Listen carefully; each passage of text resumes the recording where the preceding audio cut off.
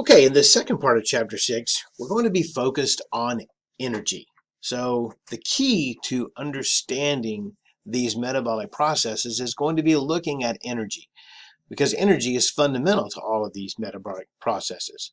So if you look in a physics textbook, you can define energy as the capacity to cause change in something. Energy is defined as the capacity to cause change, and causing change can be considered work.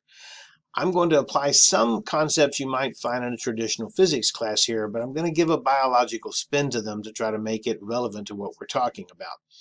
But whether we're talking about a biological system or a physical system, or like the system in your car engine, energy comes in really two basic forms. We have kinetic energy, which is energy of motion. The word kines means to move.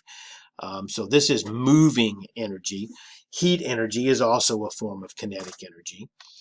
Or we have potential energy, energy that is stored, right? Energy that has the potential to become kinetic energy. Potential energy or stored energy is energy because of its location or its structure.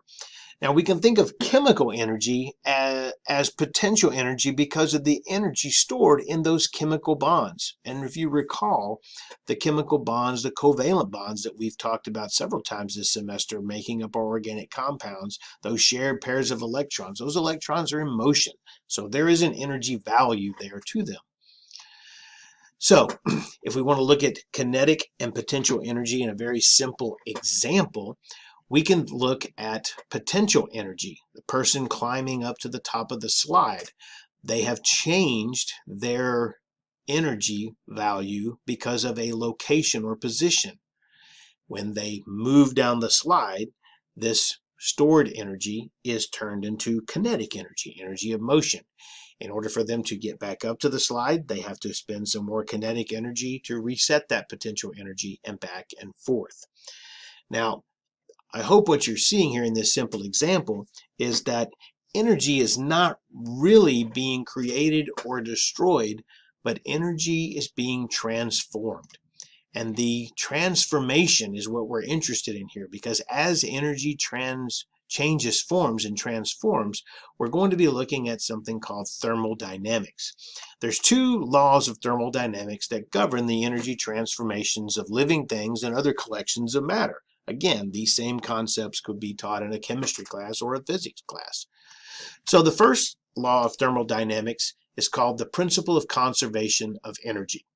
And it states that the amount of energy in the universe is constant. Energy can be transformed and transferred, but it cannot be created or destroyed. So plants converting light energy into sugar, or food particles being converted into kinetic energy to guide the movements of animals. These are all energy transformations governed by the first law of thermodynamics. The second law of thermodynamics is known as the principle of entropy, and it states that every energy transformation or transfer increases the entropy in the universe. Now, what this means is we can look at entropy as simply a measure of disorder.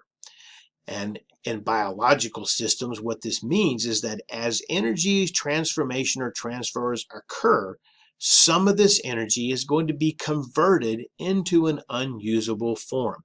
So, for instance, body heat, heat energy, is often an unusable form of energy in these systems.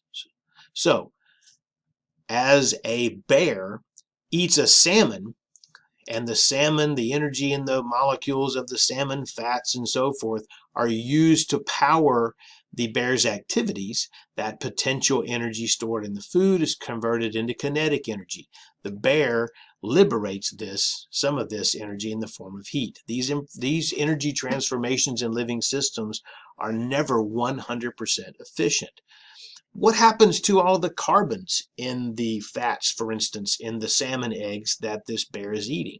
Well, as the metabolic processes occur and these energy transformations occur, all of those carbons are ultimately going to be expelled as molecules of carbon dioxide through the process of aerobic cellular respiration that we'll talk about in a later chapter. So be sure you understand how the first and second law of thermodynamics apply to these living systems.